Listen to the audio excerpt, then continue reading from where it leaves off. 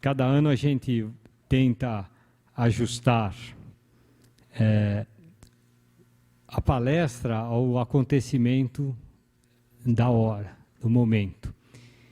E este ano aqui nós conseguimos, depois de um trabalho bastante intenso, concluir, a professora Maria Sofia Aragão, concluir um trabalho sobre a educação, como ela será nos próximos 10 anos.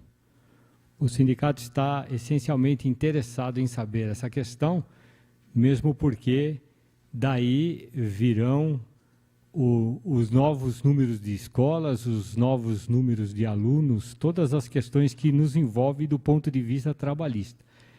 Logicamente que todas as questões que também nos envolvem do ponto de vista pedagógico. Mas nós também, enquanto entidade sindical, sempre estamos preocupados com a questão trabalhista. Isso é uma coisa que nós não podemos jamais abrir mão. É função da entidade a questão trabalhista. Mas o trabalho que a professora Maria Sofia fez, ela não só procura saber as questões trabalhistas, como o nosso enfoque foi essencialmente na linha da questão pedagógica. Porque nós estamos interessados em qual vai ser o comportamento que nós vamos ter em relação a número de postos de trabalho, caso nós tenhamos uma influência muito grande do que se refere à questão da eletrônica. Vale lembrar que em 1990 o número de bancários era 1 milhão no país. E hoje não chega a 300 mil bancários no país inteiro. Não é por causa da crise momentânea que nós estamos passando, é porque é uma crise que os bancários estão carregando enquanto categoria. Esse problema norteou a direção do Simpro para fazer esse estudo. O estudo está pronto, entregue. Eu espero que em mais umas 2 semanas, no máximo, ele já estará disponibilizado no site. Inclusive, para quem quiser fazer pesquisas na área educacional, defesas de mestrado ou até teses de doutoramento, penso honestamente que tem material ali muito bom e útil e fértil para fazer prospecções. Eu acho que é uma coisa bem legal. Vale a pena daqui a pouco dar uma olhada. Antes de chamar o nosso convidado de hoje, que obviamente não sou eu, devo sair daqui, né? Eu já estou achando que eu já estou fazendo a palestra. Fiquei com inveja dele, então eu vou fazer a palestra. De hoje a 15 dias, de amanhã a 15 dias, não de hoje, de amanhã a 15 dias, se eu estiver errado, alguém me corrija, por favor. Nós vamos trazer no sindicato o professor Fabrício Carpeginé, que é um poeta e autor de vários livros. Ele é um poeta gaúcho. Ele vem fazer uma palestra para nós sobre... Ele publicou recentemente um livro que chama Canalhas. Ele lançou aqui na Bienal. Então, ele vem de hoje não é de hoje, é de amanhã. Quinta-feira, não a próxima, quinta outra, de 15 dias para frente. Então, vocês estão convidados. Estará no site do Simpro também, da mesma forma de inscrições que nós estamos fazendo aqui. O espaço lá é menor, tá bem? Então, um pouco mais de atenção. O professor Pierre está ali, amigo da gente, de velha data, é professor do curso Anglo Vestibulares, é autor, entre outros, desses 2 livros que estão colocados aí, e o enfoque que nós pedimos que ele viesse tratar refere-se exatamente ao tema que eu trouxe há pouco. Como é que vai ser o comportamento da educação e das novas tecnologias daqui para frente. Enquanto ele vem andando para cá, para o palco ali, vamos bater palma, vocês vão ver que é um professor mesmo. Ele fez questão, né? Ele fez questão de vir a caráter. Agora há pouco eu lembrava para ele que ele foi um dos fundadores como aluno da Universidade de Bolonha. Ele nasceu em Bolonha, né? A Universidade de Bolonha vai fazer 1000 anos, né? Então eu disse a ele exatamente isso. Caro Pierre, é um prazer enorme recebê-lo no Sindicato dos Professores, e a plateia sua, como sempre, Bom trabalho. Ok, obrigado. Buona giornata. Graças. Bom, boa tarde. Há alguns anos, uns 5, 6 anos atrás, eu fui homenageado pela Rede Globo no Dia dos Professores. No meio de uma aula, minha aula foi invadida pela Ana Maria Braga. Não sei se alguém chegou a assistir essa cena triste. E hoje, eu me sinto homenageado por ter sido convidado para conversar com vocês no Dia do Professor. E essa homenagem de hoje, para mim, é 1000 vezes mais importante do que a da Globo, com certeza absoluta. Eu comecei a dar aula com 18 anos. Tenho 65. Quando completei 60, fiquei muito feliz. Porque eu descobri que o Estatuto do Idoso prevalece sobre o da criança e do adolescente. Agora eu posso bater nos alunos, que não me acontece nada. É um sonho que eu acalentei durante toda a minha carreira. Mas, de qualquer forma, eu juntei, acho que um bocado de experiência. Eu gostaria de passar um pouco dessa experiência para vocês. Só no cursinho, eu já dei aula no fundamental, já dei aula no prézinho, já dei aula no colegial, dei aula em graduação, dei aula na pós-graduação da PUC, durante 4 anos, num curso de formação de terapeutas familiares. Mas, digamos assim, a minha maior experiência é no cursinho, né? Já tive, até hoje, 100.400 alunos. 100.400 provas vivas de que o sistema educacional brasileiro tem problemas seríssimos. Porque se não tivesse, não teria cursinho. Eu me sinto no cursinho, falo isso até no meu livro, como se eu fosse um médico que trabalha numa UTI especializada em atender vítimas de erros médicos. Ou seja, eu trabalho numa UTI educacional especializada em atender vítimas de erros educacionais. Erros educacionais que eu gostaria de colocar para vocês, porque são fáceis de serem corrigidos. Extremamente fáceis. Quando eu dava aula na PUC, para os terapeutas familiares, eu dava aula de teoria dos sistemas, né? Mostrar que a família é um sistema. Eu sempre dizia para eles, se você está perdendo o jogo, não mude os jogadores. Mude as regras do jogo. Se o sistema educacional brasileiro está doente, não precisa mudar os professores. Não precisa mudar os alunos e não precisa mudar as famílias. Tem que mudar as regras do jogo. Nós estamos jogando o jogo segundo as regras erradas. Partindo, inclusive, de princípios ou antiquados ou completamente equivocados. Quando eu falo antiquado, tem gente que já imagina, fala, esse cara não gosta de computador. Tem alguém aqui que ouve nos fins de semana o meu programa na Rádio Eldorado? Qual é o tema? Computador. Certo? O primeiro computador que eu programei foi em 1967. Aliás, a primeira vez que foi publicado numa revista brasileira a listagem de um software pedagógico fui eu que fiz. Eu adoro o computador, usado de forma inteligente. Aliás, por falar em inteligência, quando escrevi o primeiro livro, o segundo, a editora cuspiu sangue para poder lançar hoje. Vocês têm o privilégio de ser os primeiros a ver esse segundo. Esse é dedicado a pais, o primeiro é dedicado a alunos, e o número 3, que eu prometo para vocês, para o começo do ano que vem, é dedicado a professores. Eu ia lançar hoje o dos professores, mas, sinceramente, não deu tempo. Quando lancei o primeiro, Aprendendo Inteligência, já levei cacetada. Chegou uma psicopedagoga para mim, sabe aquelas psicopedagogas bem arrogantes? Desde quando inteligência se aprende? Eu falei, no seu caso, nunca. Agora, no caso dos meus alunos, existe essa possibilidade. Antigamente, se achava que inteligência fosse uma questão de nascença, certo? Fosse uma questão genética. Tanto é que há estudos que mostram que filhos de pais inteligentes são mais inteligentes. Só que o estudo mostra que isso vale mesmo que o filho seja adotivo. Ou seja, o ambiente é fundamental. Então, hoje, as neurociências já mostram. Tem cara que fala, desculpa, isso não é físico, eu sou. Só que como eu dei aula de computação durante muito tempo, dei aula durante muito tempo de inteligência artificial e configuração de redes neurais, eu me vi obrigado a estudar o cérebro humano. Que é o único computador que realmente pensa, por enquanto. Então, na realidade, as neurociências mostram hoje em dia o quê? Que inteligência, talento e vocação são qualidades aprendidas. Às vezes, de uma forma tão precoce, que as pessoas pensam que é de nascença. Eu vou dar um exemplo. Há 30 anos atrás, uma revista francesa de divulgação científica chamada La Recherche publicou um artigo mostrando que a astrologia não é ciência, é pseudociência, ou seja, a astrologia não funciona. A Associação dos Astrólogos Franceses imediatamente processou a revista. E a revista, para se defender, fez uma coisa maravilhosa. Contratou um instituto de pesquisa, falou, então vamos ver cientificamente. Fizeram a mesma pesquisa de campo que a Sofia. Sofia, onde você está? A Sofia tinha dúvidas, você não inventou, você foi lá, fez a pesquisa. Pesquisaram milhares de pessoas em termos de inteligência, talento, vocação, caráter, profissão, etc, etc, etc. E depois tabularam em função do signo para saber no que cada signo se sobressaía.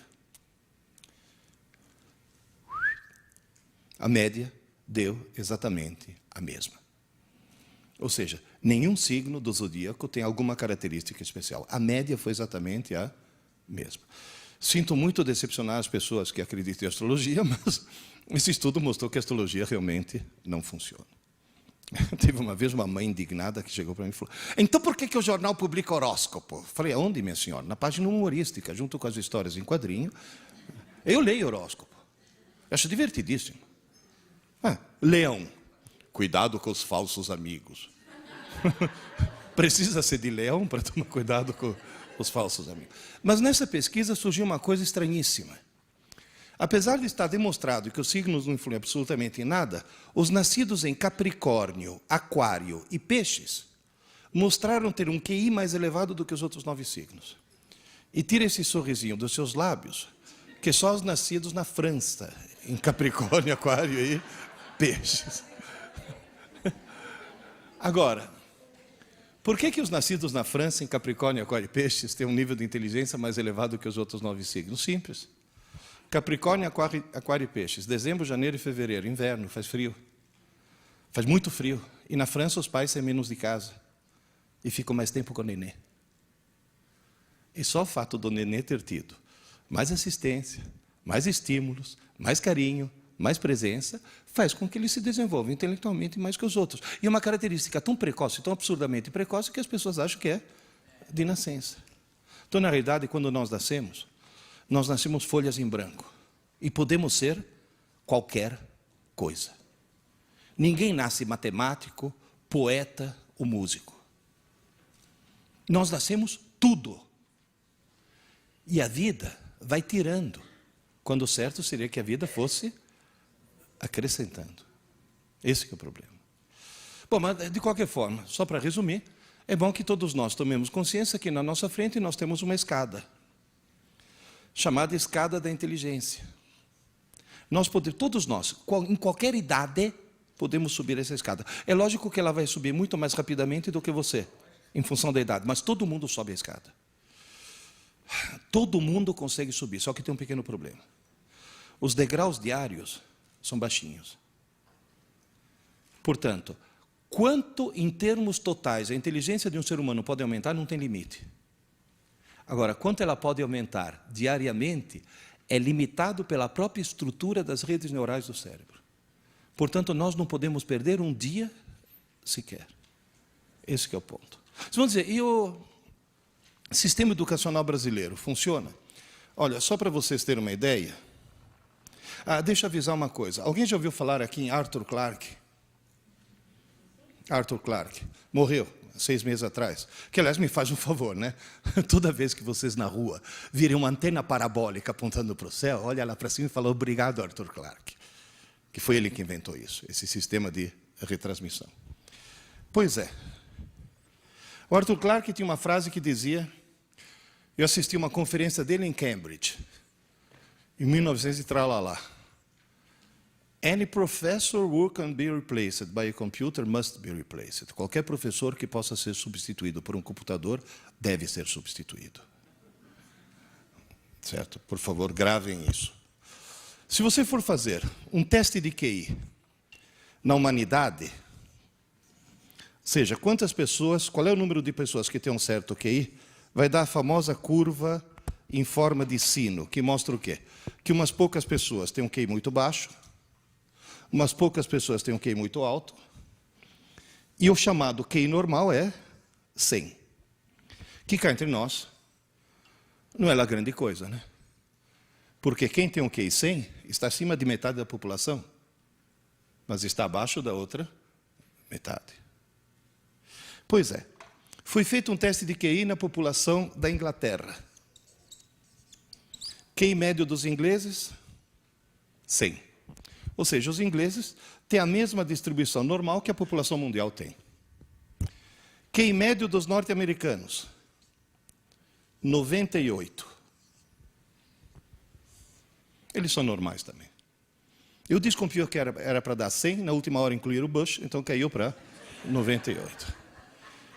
QI médio dos japoneses, 113. Muito acima da média. E mais uma vez, tire esse sorrisinho dos seus lábios, que é só japonês do Japão que tem esse. QI médio dos brasileiros, 87. E não vou nem falar quem que eles incluíram na última hora. Agora, na realidade, o cérebro de um japonês, o cérebro de um inglês, o cérebro de um brasileiro, biologicamente são idênticos. Idênticos. Isso já mostra o quê? Que no Japão, a estrutura, o ambiente, deve fazer coisas que estimulem mais a subida da escada, e no Brasil nós, pelo contrário, estimulamos a descida. É só mudar as regras do jogo. E a escola brasileira, o que faz? Nada, porque a escola brasileira, a escola oficial que eu falo, nem sequer sabe que essa escada existe. Portanto, eu já vi pedagogas falar, não, temos que respeitar a inteligência de cada um. Isso, sua tonta. Respeita, porque aí cada um vai ficar parado no mesmo lugar, não vai sair do lugar. Porque as pessoas não percebem que tem que haver estímulo para que haja esse... As pessoas nem sequer acreditam que possa haver esse crescimento. Tanto é que quando foi feito o PISA, alguém já entrou no site lá para ver o resultado do exame PISA? PISA, 41 países. Em 2003 teve 41 países participando do exame PISA. Brasil inclusive. Jovens de 15 anos. Foram testados os vários tipos de inteligências. Que, aliás, é palavra tabu, né, na pedagogia. Porque na pedagogia você fala competências e habilidades. Porque usar a palavra inteligência seria extremamente preconceituoso se a inteligência fosse uma coisa genética. Então foram medidos vários tipos de inteligências. Alunos brasileiros vindo de escolas públicas e boas escolas particulares. 41 países. 41 países. A melhor colocação num dos quesitos dos alunos brasileiros, aquela que eles se deram melhor, eles tiraram 4º lugar, de trás para frente. Nós fomos antepenúltimo. Na maioria nós fomos penúltimos. Inteligência matemática não. Nós fomos os últimos. Decididamente os últimos. Toda manhã quando eu acordo, eu levanto os olhos aos céus e falo, obrigado, Senhor, por ter criado a Tunísia.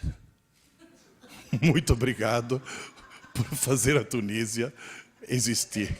Porque se não fosse a Tunísia, nós seríamos o pior sistema educacional do mundo. Então vamos fazer uma coisa? Vocês, nós, eu inclusive, somos os piores professores do mundo? Não. Os nossos alunos são os alunos mais burros do mundo? Não. Os pais dos nossos alunos? Bom, aí já... Agora, o que está errado são as regras do jogo. E a cultura, né? Por exemplo, quem é que está muito acima do Brasil? Os hermanos. Pero lo que hacen los argentinos, ¿por qué están tan arriba de nosotros? Simples. Por que tem muita gente chegando atrasado? Porque o trânsito de São Paulo é horrível. E por que o trânsito de São Paulo é... Não, tem gente que chegou adiantado porque acreditou no horário do Windows. Agora, que mudou o horário de verão antes da hora. Agora, por que o trânsito de São Paulo é horrível?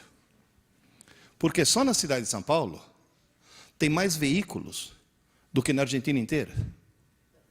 Que não é nenhum motivo de orgulho. Vamos para a Argentina? Só na cidade de Buenos Aires tem mais livrarias do que no Brasil inteiro. Repito, só na cidade de Buenos Aires tem mais livrarias do que no Brasil inteiro. Estudante argentino lê. Estudante brasileiro assiste Malhação. Esse que é o grande problema. Essa já é uma regra do jogo que nós temos que mudar. Você vai dizer, professor, ao longo de toda a sua experiência, quais são os 3 grandes problemas que você identificou ao longo da sua carreira? Por que a escola brasileira hoje não funciona direito?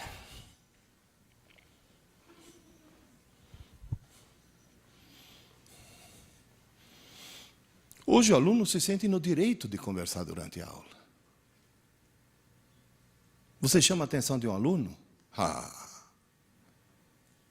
Se você chamar a atenção meio rudemente, você corre até o risco de ser processado. Há alguns anos eu fiz uma besteira. Aqui perto abriram um colégio novo. E um amigo meu falou, Pierre, abriu um colégio novo, eu sou diretor, você vai ser um dos nossos professores. Eu falei, desculpe, não tenho tempo. Você vai dar aula um ano só para dar o pontapé inicial. Eu falei, desculpe, não tenho tempo. Pierre, você não consegue uma manhã por semana? Eu falei, não tenho tempo. Pierre, o dono do colégio vai ficar muito decepcionado. Ele já tinha reservado para você uma manhã por semana, $3.000 por mês. Falei, quarta-feira. Quarta-feira, lembrei agora que tem um... Olha, gente, como me arrependo.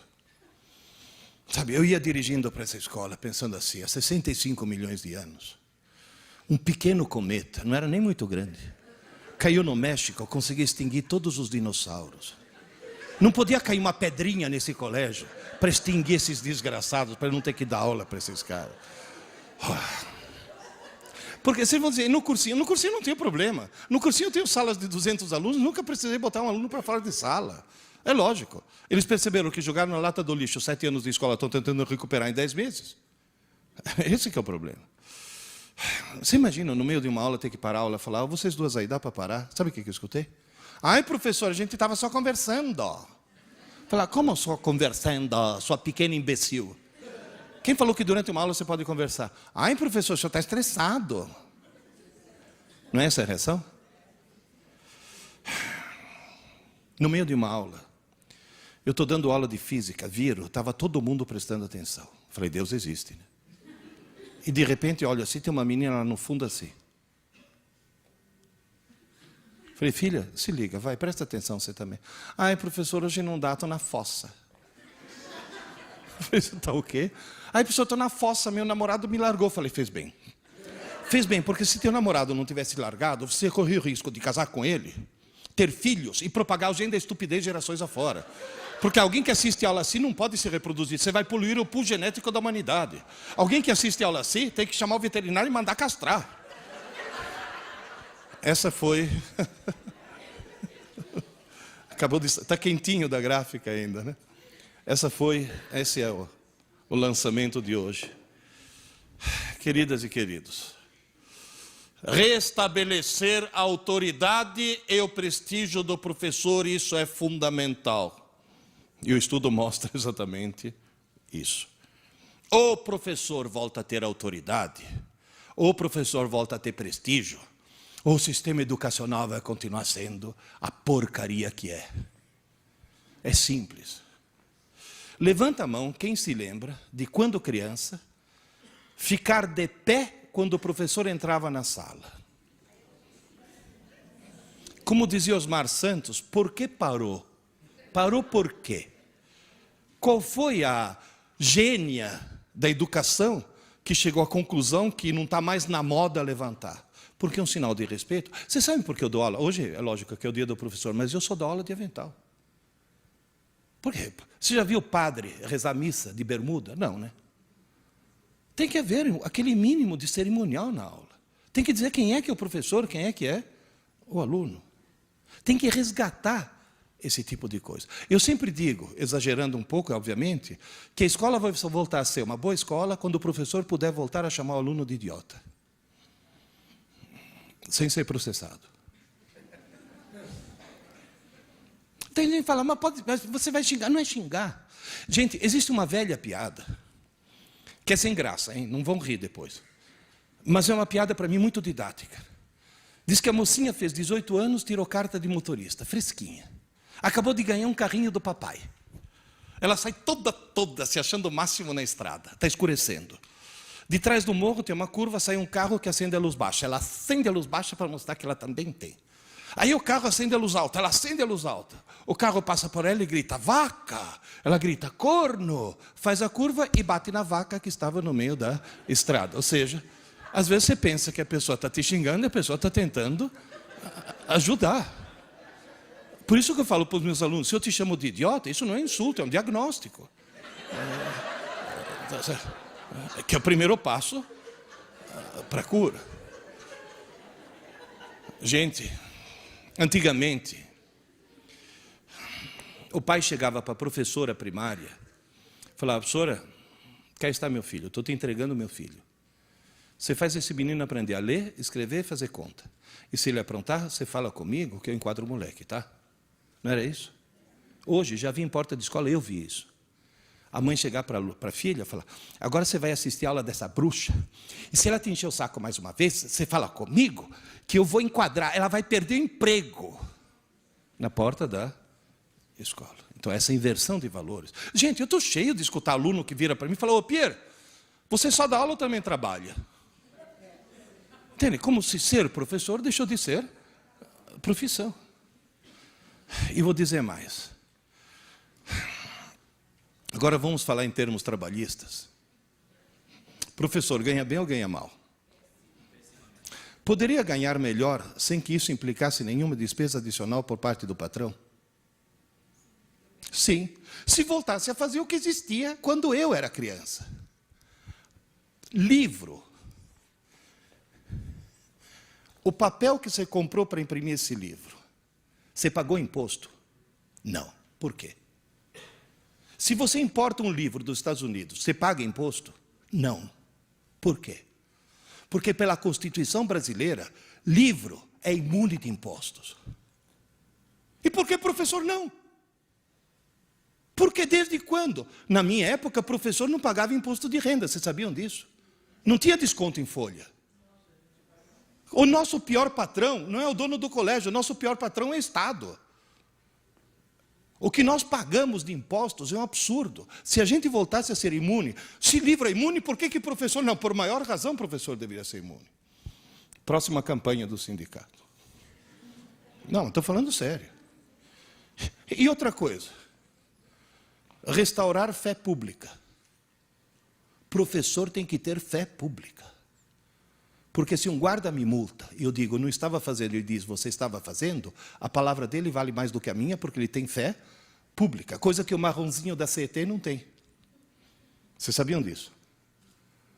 Ele não tem autoridade desse tipo de multa, porque ele não tem fé pública. E professor voltar a ter fé pública. A palavra do professor tem que voltar a ser uma coisa importante. Segundo problema, que é o mais grave de todos. Aluno brasileiro, e quando eu falo aluno, estou incluindo vocês quando eu estava fazendo a faculdade, viu? Aluno brasileiro não estuda para aprender, estuda para tirar nota. E se estuda para tirar nota, tira nota. Passa de ano. E consegue um diploma. Só não consegue aprender. Vocês vão dizer, mas professor, se um aluno tira uma boa nota, não quer dizer que aprendeu? Eu conheço duas técnicas para tirar uma boa nota sem aprender. Uma é ilegal, outra é legal. Qual que é ilegal? Cola. Vocês sabiam que numa faculdade, se pegar um aluno de mais de 18 anos colando, teoricamente o professor teria que ir na delegacia fazer um BO? Então vou dar um conselho para todos vocês. Pegou um aluno teu colando, tirar a prova e dar 0 não é castigo. É obrigar o ladrão a devolver o fruto do roubo. Pegou um aluno teu colando, chama a família. Teu filho tentou roubar. Segunda vez suspende. Terceira vez expulsa. É maçã podre. Porque se deixar alguém nessa idade colar, quando crescer vira o quê? Senador. Tá certo? Nós temos que cortar o mal pela raiz. Olha, o ACM lá, o Antônio Carlos Magalhães, na hora que foi ver o resultado, eu não estava colando? Qual é a segunda técnica para tirar uma boa nota sem aprender? E sem colar. A escola marca uma prova na quinta-feira pela manhã. Quando é que um aluno normal começa a estudar? Na quarta-feira não é normal. É alguém que tem visão a longo prazo. E um aluno que planeja o futuro. É o chamado aluno longemirante. Quarta-feira ele fala, mãe, me acorda meia hora mais cedo. Ou na própria quinta-feira. Professora, posso estudar na sua aula que eu tenho prova na aula seguinte? Vocês já ouviram frases assim? Alguém poderia me dizer por que alunos do fundamental, do médio, da graduação e da pós-graduação e do doutorado, por que todo mundo estuda o mais em cima da hora possível? Para não dar tempo de esquecer. E se tiver tudo fresquinho, tira a nota. E depois? Que grande e gigantesca palhaçada é o nosso sistema educacional. Eu sempre falo que o nosso sistema educacional tem duas desgraças. Uma é calendário de prova. Porque aí o cara estuda para prova. Não. E a cultura. Eu já vi mãe falando, ô filho, desliga esse videogame, menino, vai estudar, você tem prova amanhã. Essa mãe acha que está ajudando o filho. Essa mãe está cometendo um crime hediondo. Essa mãe devia ser presa sem direito à fiança. Essa desgraçada está arruinando a vida do filho. Porque está induzindo o filho a estudar, porque tem prova. E mesmo a gente comete esse erro. Presta atenção, isso vai cair na prova. Vocês percebem a distorção? A enorme distorção. Terceiro problema. Somos um país de analfabetos funcionais. Somos um país de analfabetos funcionais. Ou seja, nós somos um país em que, teoricamente, o índice de analfabetismo é baixo. Mas na hora que você vai checar, você descobre que nós temos um monte de pessoas que sabem transformar letras em sons, mas não em ideias. Gente, vou dar um exemplo de analfabetismo funcional, aproveitando que você está aí. Quando eu casei com a tua mãe,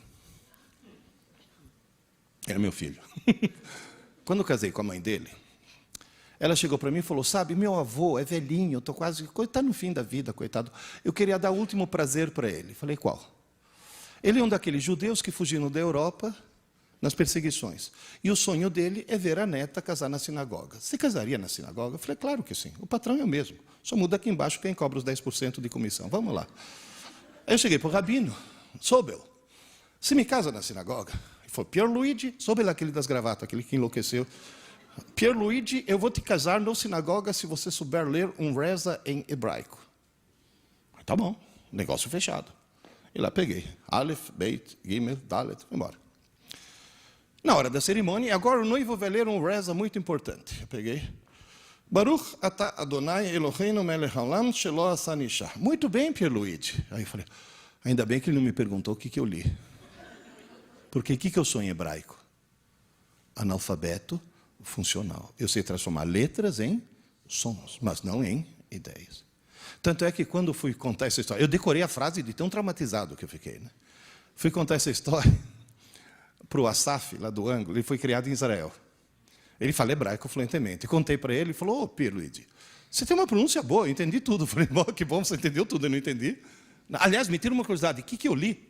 É uma reza importante que diz, abençoado seja Deus nosso Senhor, que não me fez nascer mulher.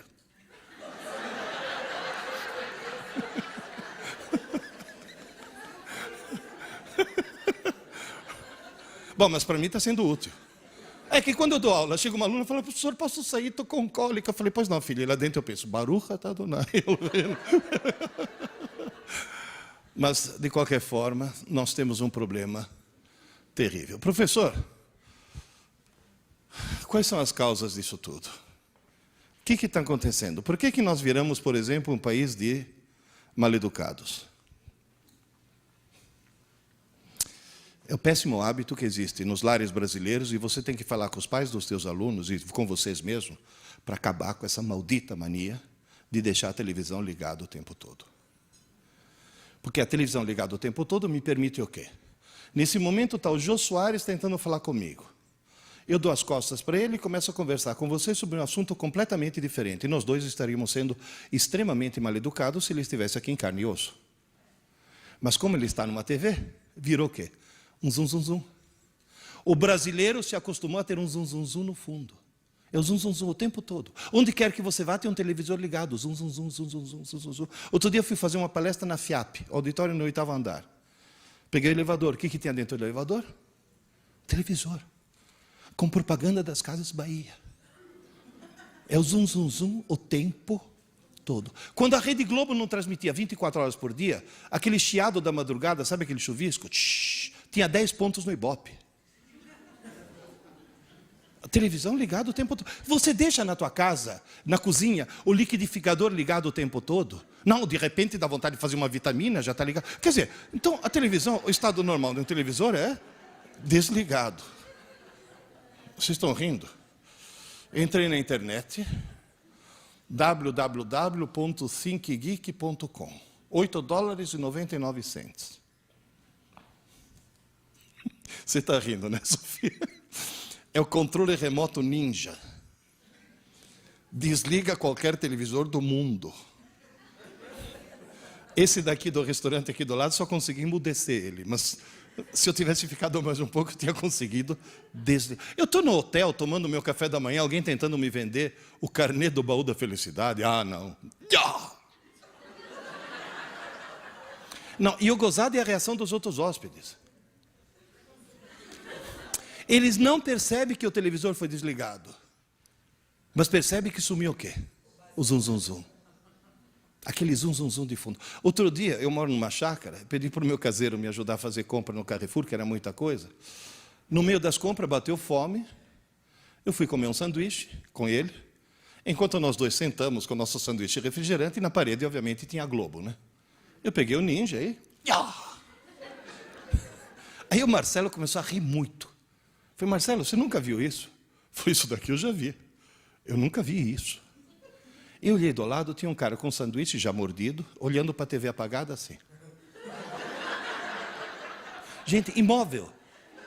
Aí eu peguei o ninja, liguei a TV de novo, ele voltou a comer. Gente, o cara deu um pause na vida. Tirou zum, zum, zum, parou de viver. Voltou zum, zum, zum, voltou a viver. Então posso pedir um favor? Hoje, quando vocês chegarem em casa, começa por vocês. Desliga a TV. Está ligada? Desliga. Ai, não posso mais assistir TV. Claro, mas liga na hora que você quer. E depois desliga quando termina o teu programa. Ai, hoje é o último capítulo de Dupla Face, ou coisa desse tipo. Tá bom. Aqui, ó, não tinha uma novela assim? É? Duas Caras, isso. Oh. Sim, é mesmo, o conceito é o mesmo, vai. Agora o que é? A predileta, a preferida, a favorita. Hoje é o último capítulo. Que horas começa? Às 9. Que horas termina? Às 10. Liga a TV às 9 e desligue às 10. Porque aí você assiste o que você quer, senão você assiste o que eles querem. Televisor está transformando os brasileiros em mal-educados. Todos nós estamos ficando mal-educados. Esse é um problema que dá para resolver. E dá para resolver restaurando o prestígio do professor. Principalmente isso. Qual era o segundo problema? Estudar para a prova. Por que as pessoas estudam para a prova? Porque as pessoas têm dentro do crânio uma coisa maravilhosa chamada cérebro, o melhor computador do mundo. Só que veio sem manual de instruções. E as pessoas não sabem usar. Para não ficar agora aqui com... Eu não vou querer dar uma aula de neuropedagogia para vocês. Então, para simplificar, eu vou fazer uma metáfora. Aprender é escrever no cérebro. Tudo bem? Aprender é escrever no cérebro. Só que em cada região você escreve de uma maneira diferente.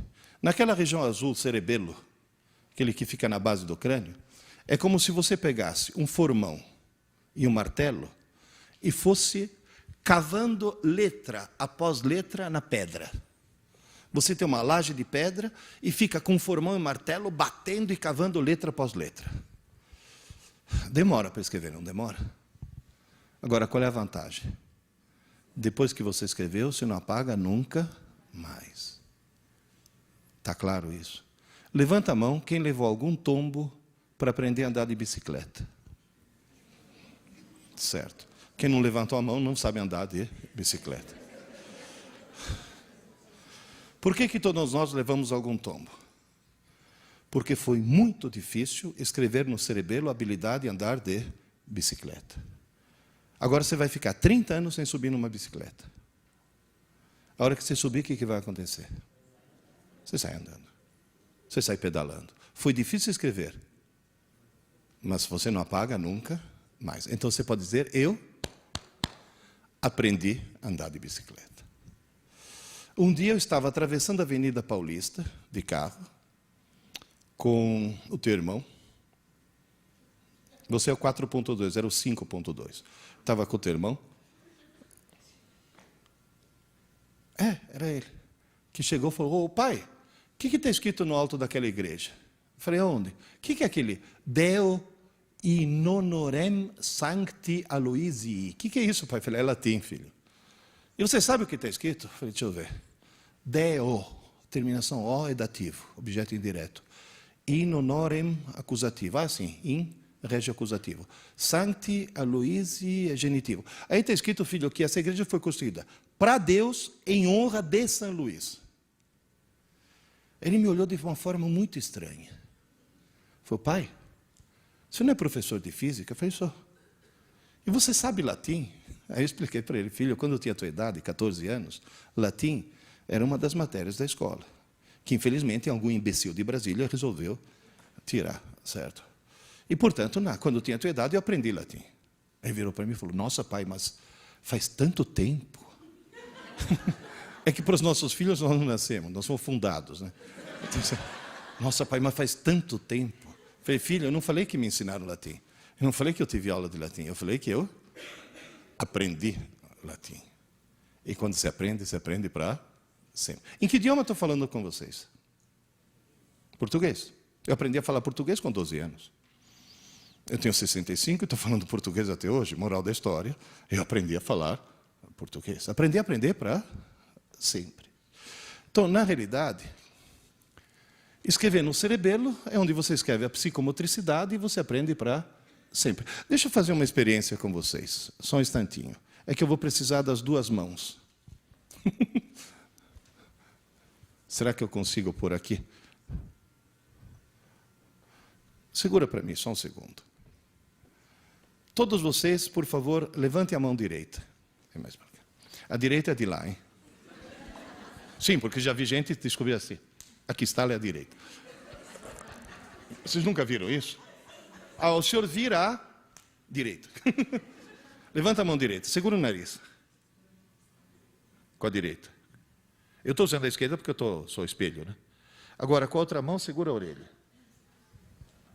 Conseguiram? Agora, bate assim. Agora, levanta a mão esquerda. Segura o nariz. Com a outra mão, segura a orelha. Bate. Vocês entenderam? Então, levanta a direita, segura o nariz e segura a orelha. Bate, levanta a esquerda, segura o nariz e segura a orelha. Bate. E agora no meu ritmo. Prontos? 1, 2, 1, 2, 1, 2. Vai, vamos. 1, 2. Obrigado. Moral da história. Vocês notaram uma coisa? Vocês entenderam o que era para fazer. Mas ainda não aprenderam. E é bom o professor entender muito bem que entender é uma parte do processo, aprender é outra. Não tem, entende? Não é? Uma já implica na outra. Agora, se hoje à tarde vocês treinarem, amanhã vocês não vão poder fazer isso? Semana que vem, você não vai poder chegar na tua sala de aula, mostrar isso para os seus alunos, falando, está vendo? Qualquer idiota consegue fazer isso, você não consegue. Quer dizer, na realidade, você pode aprender. Se hoje à tarde você ficar na frente do espelho e treinar, tranca a porta do banheiro, para que ninguém te surpreenda fazendo isso. Uma coisa foi entender, a outra coisa foi aprender. Porque escrever no cerebelo não é uma coisa simples. Agora, como é que eu escrevo no sistema límbico, que é essa região amarela aí em cima? Aí é exatamente o contrário. Em vez de ser extremamente difícil, é como se eu pegasse um bastão e fosse escrevendo na areia. Sabe, Padre Anchieta, escrevendo poesias na areia. Só que está ventando. Então eu escrevo e apago. Escrevo e apago. Escrevo e apago. Então, na realidade, o sistema límbico é o rascunho do cérebro. É um lugar onde é muito fácil escrever, é muito fácil apagar. Você apaga coisas que você colocou segundos antes. Você está sentada na sala, levanta, vai até a cozinha, para no meio da cozinha e fica que nem uma tonta se perguntando o que eu vim fazer aqui, meu Deus do céu. Já aconteceu com algum de vocês? O que você faz para lembrar? Não adianta buscar inspiração na geladeira, você é obrigado a voltar. E nesse momento, você diz, eu tenho sérios problemas mentais. Por favor, tomem consciência de que dentro da cabeça de cada um de nós, inclusive dos nossos alunos, mora um idiota. Essa é a parte idiota do cérebro. Não, realmente. É a primeira que acorda pela manhã. Vocês já notaram quanta besteira você faz de manhã cedo? Um dia, num dia muito frio, eu vi esse cara pular de um beliche e calçar 2 meias no mesmo pé. Ele calçou uma, depois ficou pulando, quando achou a outra, em vez de calçar no pé descalço, calçou no pé que já tinha a meia. Qual é a desculpa? Eu estou sonado. Não é que está sonado, é a parte idiota do cérebro que funciona assim. Gente, eu já vi gente fazer... Eu já vi um colega meu, Renato, atendeu o telefone no controle remoto da TV. Eu, de manhã cedo, olha quem está falando. Eu já escovei os dentes com hipoglós. Alguém que chega a esse extremo tem problema, certo? Agora, você sabe qual é a boa notícia? É que lá no córtex, naquela outra região, dentro de cada um de nós, mora um gênio. Mas mora um gênio mesmo. Só para vocês terem uma ideia, quando eu dava aula de inteligência artificial na engenharia da computação, nós fizemos um cálculo.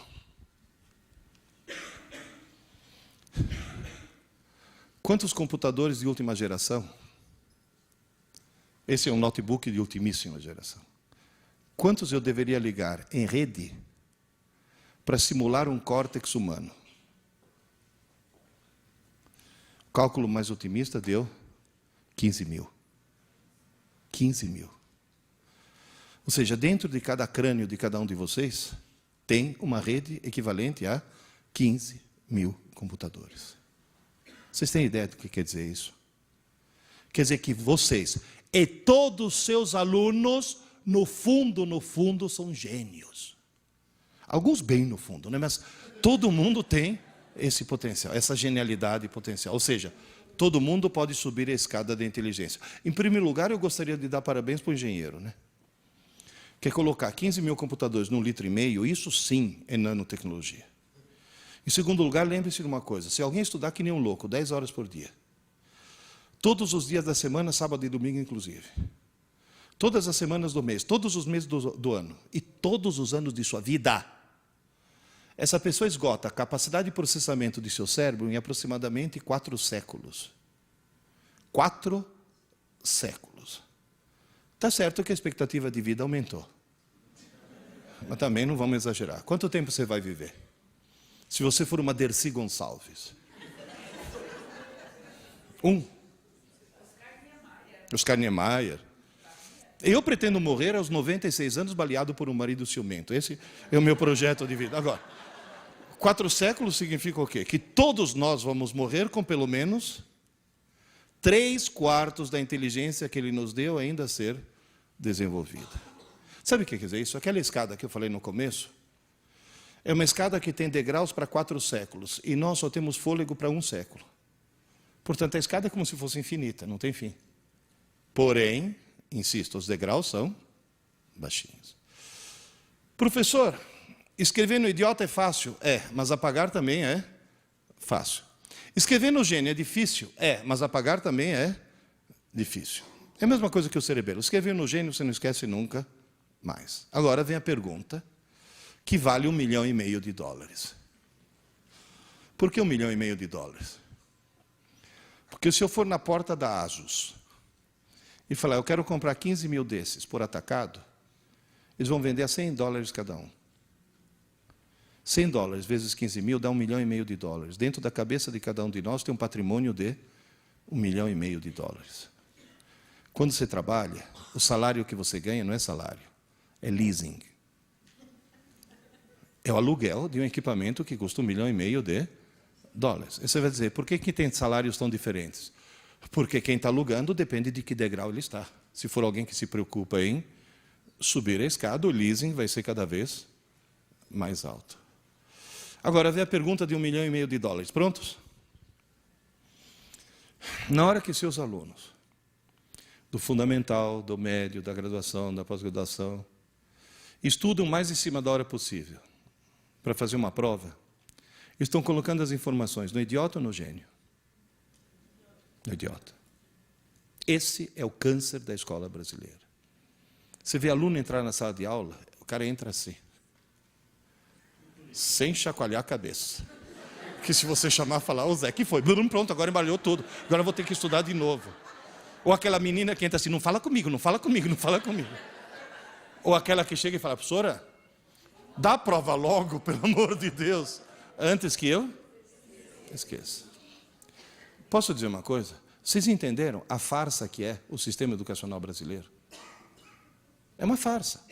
Nós estamos brincando, é brincadeira isso. Tem que mudar as regras do jogo. Vocês vão dizer, professora, então me explica aí, como é que a gente escreve no Gênio? Aí que está, no Gênio você não escreve, você copia. Como assim? Posso voltar para a minha analogia de escrever na areia? No cerebelo é escrever na pedra. No sistema límbico é escrever na areia. Agora atenção, eu estou escrevendo na areia. Quer um conselho? Como dizem em Piracicaba, carca fundo, mas carca bem. Porque depois que você cansar de escrever, você vai dormir. Você some de cena.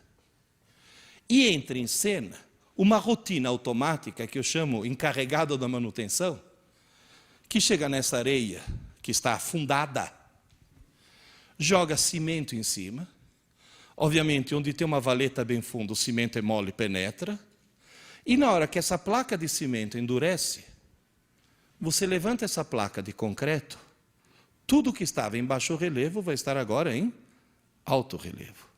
Essa placa de concreto é levada para um gigantesco armazém chamado córtex e armazenada para sempre, porque o concreto e a pedra, onde você escreveu no cerebelo, são igualmente duros. Só que no cerebelo ainda dá para escrever acordado. No concreto, você teve que dormir e deixar que essa rotina entrasse no lugar. Moral da história, é como no computador. Quando você digita uma tecla qualquer, o código dessa tecla não vai para o HD, vai para a memória RAM. O que é a memória RAM? É um rascunho, é uma memória pequena e provisória. É a areia do computador. Eu quero gravar para sempre, eu quero salvar. Então você copia para o HD. Ninguém escreve diretamente no HD. Primeiro você escreve no rascunho e depois é que você passa para o HD. Então isso significa que até certo ponto o cérebro humano é muito parecido com o computador. O sistema límbico faria o papel de RAM. E o córtex faria o papel de HD. No cerebelo você escreve na pedra, no rascunho você escreve na areia, e no córtex você armazena as placas de concreto que foram moldadas noite após noite. Isso significa o quê? Que escrever no teu rascunho é a coisa mais fácil do mundo. Você escreve facilmente e algum tempo depois, lixo. Escrever é fácil, mas apagar é tão fácil quanto. Você vai dizer, professor, quanto tempo depois? Sei lá, minutos, até horas. Mas nunca dias. O que está escrito na areia pode durar minutos, pode durar horas, mas nunca dias. E esse que é o grande equívoco, porque quando dura horas, o cara está com a informação aí, olha lá, está disponível, olha lá, está disponível, qual é a sensação que o cara tem? Que esteja disponível para ser. E no dia seguinte, o famoso, como era mesmo? Como é que se escreve no córtex? É que eu estou sem mousepad aqui, não é que eu estou sem pontaria, não estou bêbado. No córtex, você escreve pegando uma rede neural, desligando alguns neurônios e ligando outros. Você muda o circuito do cérebro. E mudar o circuito do cérebro com o cérebro acordado é a mesma coisa que trocar o pneu do carro com o carro em movimento. Ninguém consegue. Na Fórmula 1 tenta às vezes, mas atropela o mecânico. Se você quiser trocar o pneu do carro, quiser fazer a manutenção, primeiro você para o carro, depois você troca o pneu. Moral da história, durante o dia, todas as informações que entram no teu cérebro entram no rascunho, na areia. Só que como o rascunho é pequeno, quando está entupido, a reação é sono. Quando chega à noite, aquele famoso... Não é corpo cansado. Corpo não sente sono. Aquele... É cérebro entupido. É o cérebro falando, pelo amor de Deus, Desliga esse troço que eu preciso fazer manutenção. Aí o que você faz? Dorme, obviamente. Você vai dormir para que entre o cara da manutenção. Na hora que você dorme, a atividade elétrica do teu cérebro cai quase a zero. Nesse momento você tem que ir de alcachofre em coma. Depois, de repente, começa uma atividade muito intensa. É o chamado sono REM, REM de Rapid Eye Movement. Embaixo da pálpebra, você vê os olhos se movendo. Se alguém te acordar nesse momento, você falou bem no meio do meu sonho. Depois volta a parar, depois volta a atividade. Parou o carro. Atividade, trocou o pneu. É nesse momento que é feita a manutenção do cérebro. Queridas e queridos, à noite, vocês não dormem para descansar. Descansar, vocês estão descansando agora, que estão sentados. À noite, você dorme para sonhar. E você sonha para fazer a manutenção do cérebro, noite após noite. Nessa manutenção, primeira providência, limpar boa parte do rascunho. Por que limpar boa parte do rascunho? Porque no dia seguinte você tem que ter onde escrever. Quem já passou uma noite em claro sabe muito bem que no dia seguinte fica meio abobado. Não porque não dormiu, porque não sonhou. O sonho que é, e todo mundo sonha, hein? Tem gente que não lembra, mas todo mundo sonha. Vocês vão dizer, professor, vai tudo para o lixo? Felizmente não, né? Durante o dia você recebe muita informação. Uma pequena fração é gravada no concreto, tira o molde no concreto e leva para o armazém do córtex e transforma em pouco conhecimento. Ou seja, outro dia vi lá, veja, um artigo dizendo assim, as crianças de hoje em dia são muito mais inteligentes porque recebem muito mais informação. Porque tem a internet, tem a televisão, fala, calma lá. Não adianta entupir a pessoa de informação. Neurologicamente, a quantidade dessa informação que pode ser transformada em conhecimento é pequena, os degraus são baixinhos. Por isso, por exemplo, um equívoco terrível, escola que dá aula para o aluno de manhã e de tarde. É um absurdo isso. Porque não adianta, você simplesmente está sobrecarregando alguém com coisas que ele vai acabar jogando no lixo. Você dá uma aula maravilhosa para o teu aluno, no meio da aula você conta uma piada. Depois de 2 meses, o que o desgraçado lembra da aula? Da piada. Alguém já se perguntou por quê? O tal encarregado da manutenção não é uma rotina racional, é uma rotina emocional. Por isso que eu sempre digo, o bom professor tem que ser um sedutor. Ou seja, tem que ser alguém que faz o aluno gostar da matéria dele. Porque aí a parte emocional é muito importante. Agora, por que a piada ficou gravada? Porque o cara está assistindo aula escrevendo de leve. Ainda se por cima, se for alguém que assiste Malhação, se sente no direito de conversar com o vizinho. Aliás, outra coisa, sindicato. Abaixo-assinado de todos os professores desse país, para a Rede Globo, pedindo para a Malhação parar de fazer apologia do mau aluno, porque o herói de Malhação é o mau aluno. O exemplo que eles dão de herói, de cara bacana, de cara popular, é o mau aluno. Essa é outra coisa terrível. Mas o cara está escrevendo de leve. De repente alguém contou uma piada. Afunda. Depois volta a escrever de leve. Quando chega a noite, a placa de concreto é ilegível. O cara escreveu de leve. Mas a única coisa que foi afundada foi a piada. Tanto é que tem muito professor que, infelizmente, ao descobrir que a rotina é emocional, e ao partir do princípio que nem toda emoção é positiva, usa aquela velha técnica com a qual eu discordo. Né? Comigo ninguém passa! E o cara, coitado, está afundando. Que eu sou contrário a esse tipo de coisa. Né? O professor, apavorante. Eu parto do princípio que existem 2 maneiras de fazer um burro andar com uma cenoura. O ideal é pôr a cenoura na frente. Agora, voltando aqui ao nosso problema.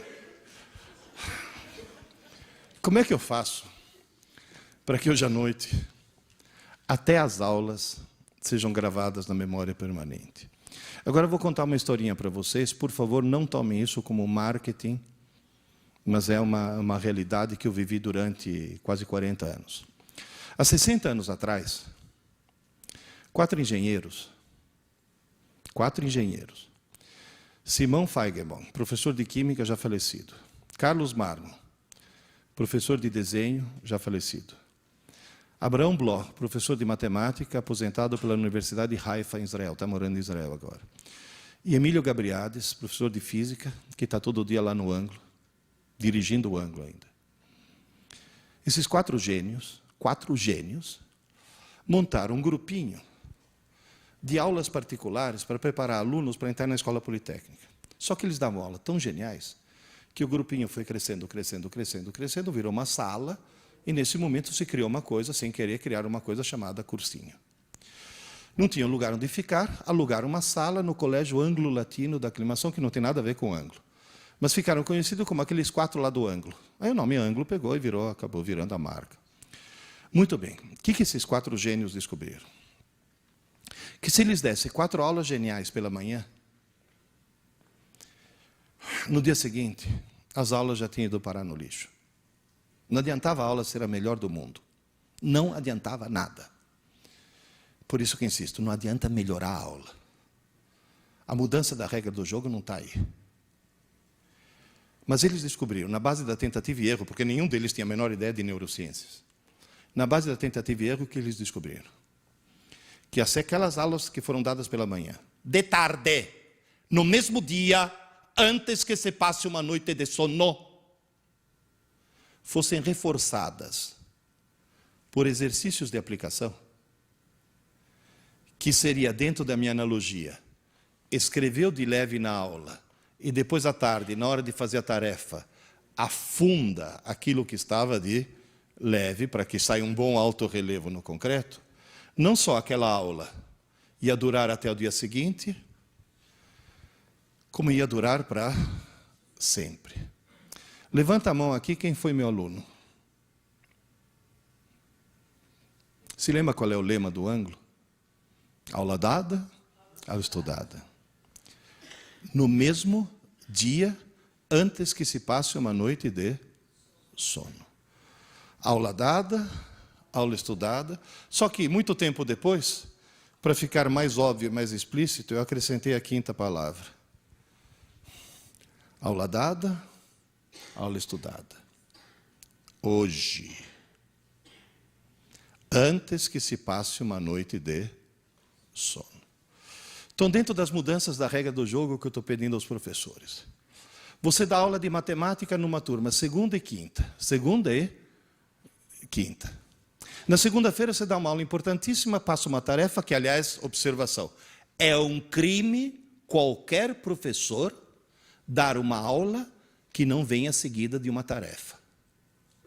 Porque qualquer aula que não tem exercícios de aplicação depois é uma aula inútil, é uma aula que vai ser jogada no lixo. Está bem claro isso? Você dá aula segunda e quinta, na segunda-feira você passa uma tarefa e diz, pessoal, a tarefa é tão importante, mas tão importante, mas tão importante, que eu vou cobrar. Coisas terríveis acontecerão com quem não me entregar a tarefa. Só que a outra aula dele é quando? Quando é que o cara faz a tarefa? Ou quinta de manhã, sentado na escala, copiando de um CDF. Não é isso? Quando a tarefa, para ter efeito, devia ter sido feita quando? No mesmo dia. Portanto, o truque qual que é? A regra do jogo básica. Faça seus alunos estudar pouco, mas todo dia. Convença os pais dos seus alunos a fazê-los estudar pouco, mas todo dia. Aquela mãe devia falar, filho, desliga esse videogame e vai estudar, menino, você teve aula hoje. Você teve aula hoje, não você tem prova amanhã. Professor, funciona. Vocês têm boa memória? Qual é a bandeira que estava no topo? Finlândia. E na hora que o Ministério da Educação descobriu que a Finlândia é o melhor sistema educacional do mundo, e aliás até o que era nosso secretário da Educação, aquele lá, o Clodovil da Educação, como é que chama? O Chalita, descobriu que a Finlândia é o melhor sistema educacional do mundo, pegaram as pedagogas do Ministério da Educação, da Secretaria da Educação, e mandaram as pedagogas fazer um estágio na Espanha. O que elas foram fazer na Espanha? Ah, não, Barcelona é fashion. Porque agora a pedagogia brasileira virou moda. Porque, não, Montessori não, filha, Montessori saiu da moda. Agora é Piaget. Daqui a pouco Piaget? Não, Piaget era outra estação, agora é construtivismo. Agora vai para Barcelona lá, que é o top do top. Gente, vamos parar de tentar descobrir novas maneiras de ensinar e vamos tentar resgatar as velhas e boas maneiras de aprender. Porque o fundamental é o aluno aprender, não é como a gente ensina. Ai, agora é lousa digital, lousa eletrônica. Para com isso. Para com isso. Vê teu aluno quando está sozinho. Porque é o momento em que ele está sozinho que funciona.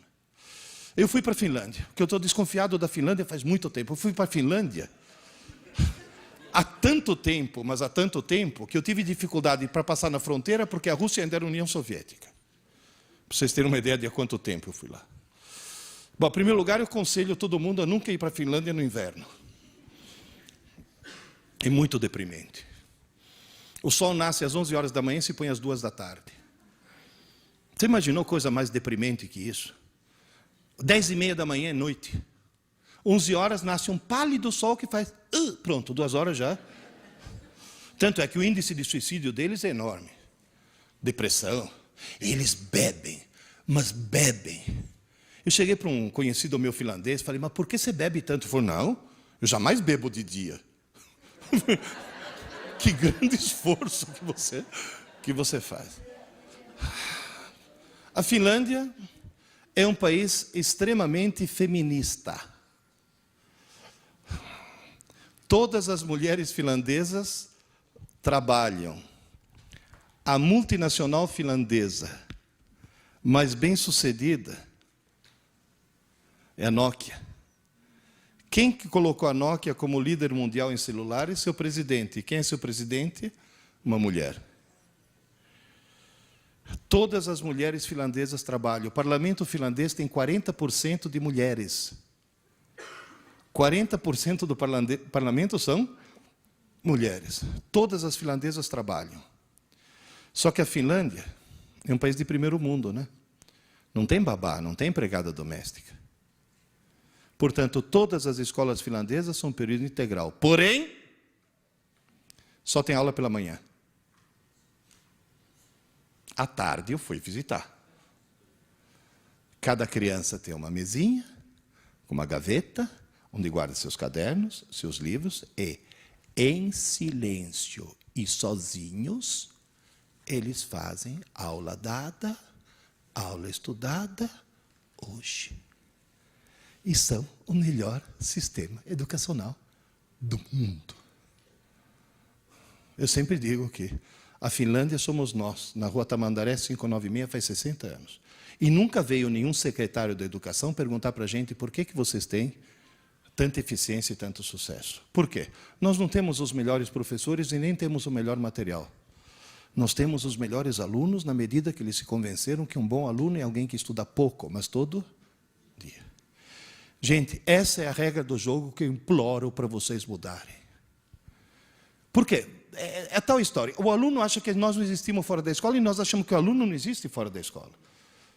O aluno é gozadíssimo. Eu estou jantando no restaurante e passa um ex-aluno. Ô, Pierre, você comendo? Essa é a reação.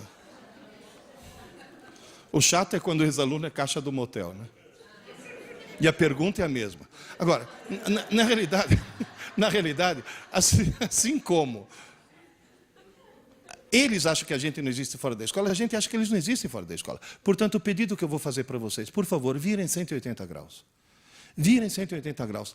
Parem de se preocupar em melhorar a aula já está boa. Vocês dão boas aulas. Só que vocês dão boas aulas inúteis. Porque aquela boa aula depois vai parar no lixo. Vira 180 graus. Não vai fazer que nem aquela loira da TV que virou 360 graus. Né? Ela falou, minha vida mudou, virei 360 graus, que voltou ao mesmo ponto. Quer dizer, moral da história, vira 180 graus e tenta imaginar teu aluno em casa. Quem é de escola pública sabe que a dificuldade é que tem aluno em casa que nem mesa tem. Por isso que, inclusive, uma das coisas que a escola pública deve fazer é escolas de período integral. Porém, insisto, tendo aula apenas pela manhã. E vou dizer mais. Se teu aluno assiste aula pela manhã, ele tem que estudar à tarde. Se teu aluno assiste aula à tarde, tem que estudar à noite, não na manhã seguinte. E se alguém aqui assiste aula à noite, eu tenho uma boa notícia e uma má notícia. A má notícia é que você vai ter que dormir meia hora mais tarde.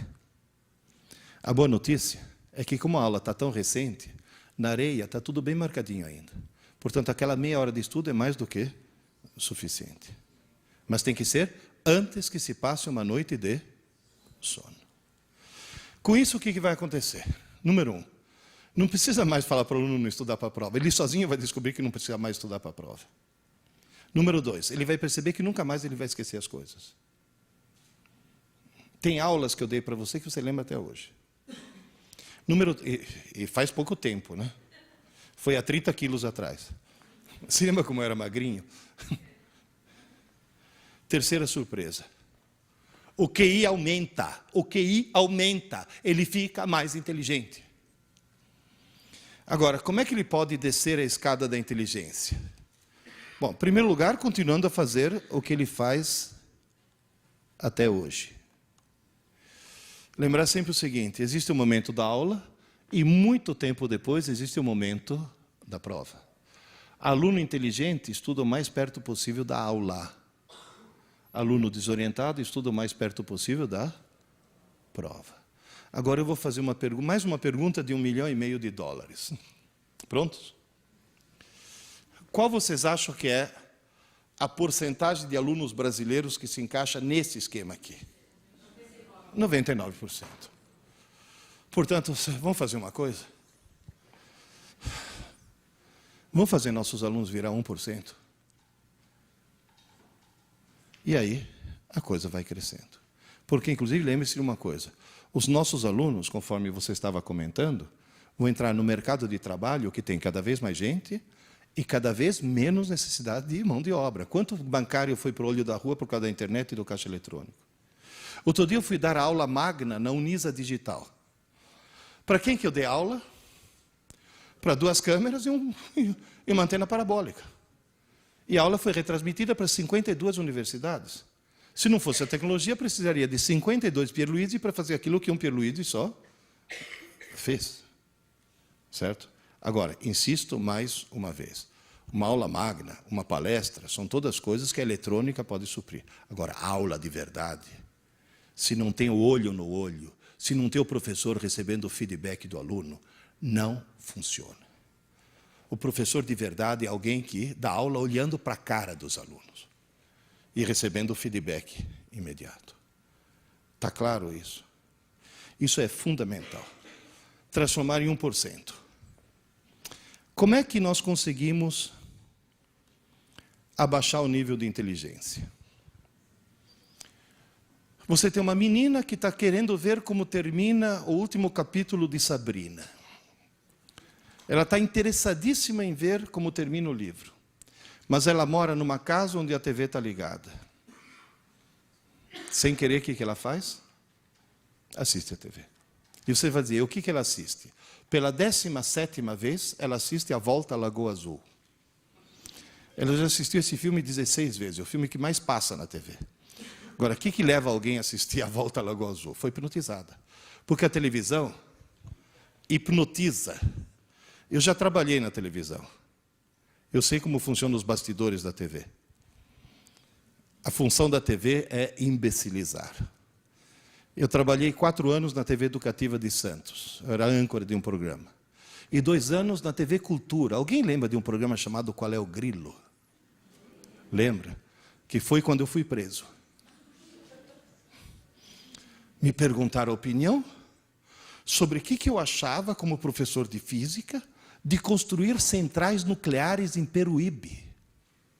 E como o programa era ao vivo e não tinha censura prévia, eu pude dizer, qualquer governo que num país como o Brasil pense em construir uma central nuclear, ou é burro, ou é corrupto. E, aliás, quando fui preso, teve muita gente que falou, olha que coisa... Depois me soltaram logo em seguida. Olha que coragem que teve aquele professor. Bateram palma. Quem é que bateu palma? O mesmo pessoal que agora está em Brasília, estão construindo a Angra 3. Foram os mesmos. E os motivos devem ser os mesmos também. Na década de 50, foi inventado um eletrodoméstico maravilhoso que prometia divertir. E na Alemanha inventaram um remédio maravilhoso, aquele lá em cima, que prometia fazer as mulheres grávidas não sentir enjoo. O pessoal comprou a TV e se divertiu. As mulheres grávidas compraram o remédio e não sentiram enjoo. Só que esse remédio chama talidomida. E as crianças começaram a nascer sem braço, sem perna, sem olho, assim, com grandes problemas. Até hoje existem hospitais no mundo que abrigam as vítimas da talidomida. E a televisão virou a talidomida do século XXI. Por quê? Olha, gente, posso dizer uma coisa? Eu recebo centenas de e-mails, no meu programa de rádio, que é um programa de informática. 20% dos meus ouvintes têm mais de 60 anos. O que mostra que a escada todo mundo sobe. 20% dos meus ouvintes são deficientes visuais. São cegos que trabalham no computador e, obviamente, trabalham pelo som e não pela imagem. 20% dos meus ouvintes são pessoas que não têm computador, não querem ter computador, mas querem ouvir dois amigos conversando, que é uma coisa que faz falta hoje em dia. E o resto é o resto do público. Quem é que manda as dúvidas mais inteligentes? Os cegos. Você vai dizer, mas por quê? Cegueira aumenta o QI? Não, mas não assistir TV aumenta. Não, estou falando sério. Estou falando sério. Vocês não... Gente, a TV intencionalmente acaba com o espírito crítico das pessoas. Por quê? Por uma razão muito simples. Porque se não abaixar teu espírito crítico, você não compra. Gente, outro dia eu estava no hotel assistindo um programa do canal Discovery, e aí vi uma propaganda que durou acho que uns 10 minutos. Olha, 10 minutos é grana, hein? Mesmo uma TV por assinatura, 10 minutos de propaganda. Quer dizer, que o cara está vendendo o produto. O que ele está vendendo? Um sofá de plástico preto inflável. Agora eu pergunto, em nome de Deus, por que alguém vai querer em casa um sofá de plástico preto inflável? Que se você sentar sem camisa e levantar, ele vem junto. Tem algum motivo? Tem. Mostra lá a propaganda que você está... Tem um cara sentado ao ar livre no seu sofá de plástico preto inflável. De repente, um de cada lado, vem 2 caminhões assassinos que tentam espremê-lo. Mas ele está sentado em cima do sofá. E o sofá aguenta 2 caminhões. É uma coisa que pode acontecer com qualquer um. Você está belo e sossegado, dê os 2 caminhões, mas você tem o sofá de plástico preto inflável. Eu posso perguntar por que vocês estão rindo? Sabe por que vocês estão rindo? Porque vocês não estão à frente de uma TV, portanto estão com o espírito crítico a toda. Está claro? Estão percebendo o ridículo da situação. Porque se nesse momento tivesse uma TV ligada aqui, passando essa propaganda e passando essa cena, ia ter cara olhando e falando, nossa, é resistente mesmo. Quer dizer, você perde o espírito crítico. Há mais ou menos 15 anos eu tive uma crise de azia durante a noite. Levantei, tomei um antiácido, fui para a sala, para não acordar minha mulher. Liguei a TV. Bom, em primeiro lugar, eu descobri uma coisa que me deixou pasmo. Que na TV aberta, passa filme semi-pornô. E com um enredo sofisticadíssimo, né? Certo? Do tipo, está chovendo, tira o sutiã. Quer dizer, aquelas coisas assim, absolutamente sem nexo. Qualquer coisa é desculpa para ficar pelado. Aí eu vi uma propaganda que durou uns 10 minutos. Foram os 10 minutos mais intrigantes da minha vida. Que eu não entendi o que estavam me vendendo. Eu vi uma senhora loira de meia idade, fantasiada de toureiro, com uma roupa de lamê dourado, toda cheia de lantejoula, parecia uma drag queen, tentando me vender alguma coisa em espanhol. Eu falo espanhol, mas eu não entendi. No fim, ela subiu num palco, num ambiente que parecia um templo asteca, sentou num trono, no meio de 2 tochas acesas, encerrou a propaganda, me olhando nos olhos e falando, ligue já, ligue já, ligue já. Eu olhava e falava, mas ligue já por quê? O que ela quer, meu Deus do céu? Eu fui investigar e descobri que não é uma senhora. Não, também não é um senhor. É um híbrido, vai. Se você pegar Hebe Camargo e Calbi Peixoto e fizer a síntese, você vai obter uma coisa estranhíssima chamada Walter Mercado, que até pouco tempo atrás estava falando ligue já no México, agora está falando ligue já no teu celular. Prepare-se, Walter Mercado está de volta. Agora, o que é de estranhar não é ter uma coisa estranha na TV. Coisa estranha é ter na TV do mundo inteiro. Na TV americana, então, quanto mais estranho e pervertido for o cara, maior audiência que ele tem. Lembra daquela charada? O que é o que é? Anda para trás, muda de cor e come criança. Michael Jackson. Ou seja, você tem as coisas mais esquisitas do mundo na TV do mundo inteiro. Porém, o que é de estranhar é que esse cara fatura bruto 240 milhões de dólares por ano. O que é de estranhar é que quando ele fala ligue já, as pessoas ligam. E a Rede Globo aprendeu a lição, né? Que na hora que o Pedro Bial fala ligue já, 60 milhões de idiotas ligam para o paredão do Big Brother, pagando. O cara que liga para o paredão do Big Brother tem que estar muito lesado mentalmente. E tem que estar num degrau bem baixo lá da escada.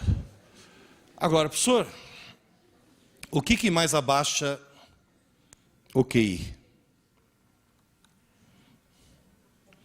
Como já disse, computador mal usado. Eles ficam até 3 horas da manhã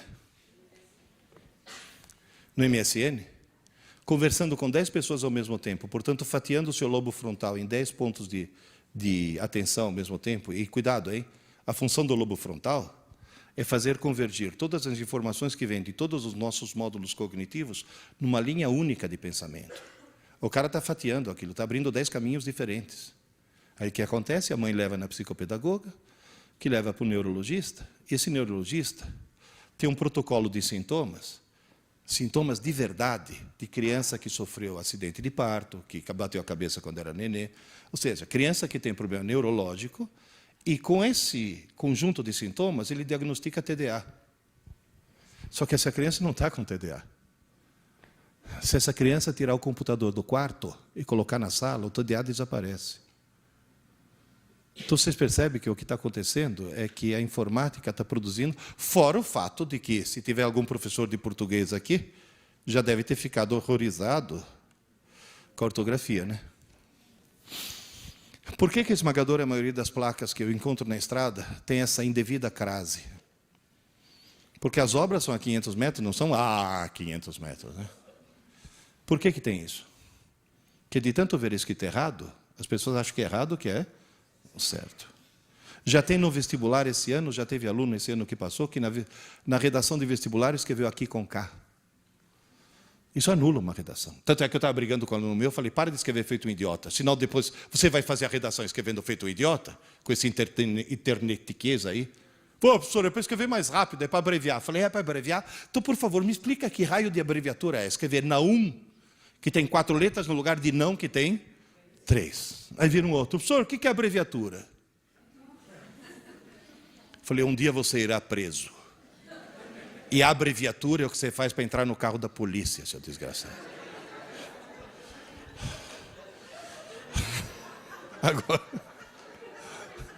Agora, gente, última notícia mais grave.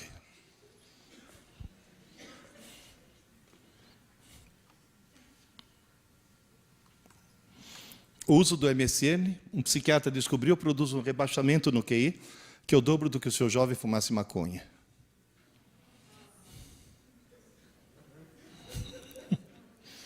Eu já tive aluno que falou, professor, vou vender o computador e comprar maconha. Eu falei, não, seu desgraçado. As duas coisas são igualmente ruins. Professor, e outra coisa, fone de ouvido, além de ensurdecer, e quando usado de um lado só, produzir labirintite, o uso constante de fone de ouvido, um pesquisador japonês descobriu que tira do jovem a capacidade de articular a fala de forma coerente.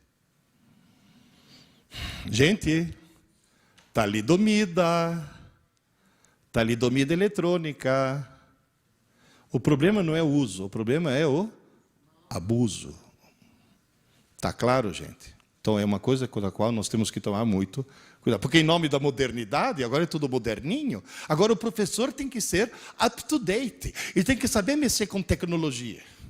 Vai nessa.